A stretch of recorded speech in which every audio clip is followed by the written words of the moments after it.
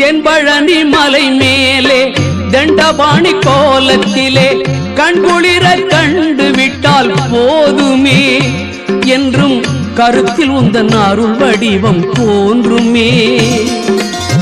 தென்பழனி மலை மேலே தண்டபாணி கோலத்திலே கண்குளிர கண்டு விட்டால் போதுமே என்றும் கருத்தில் உந்தன் அருள் வடிவம் தோன்றுமே.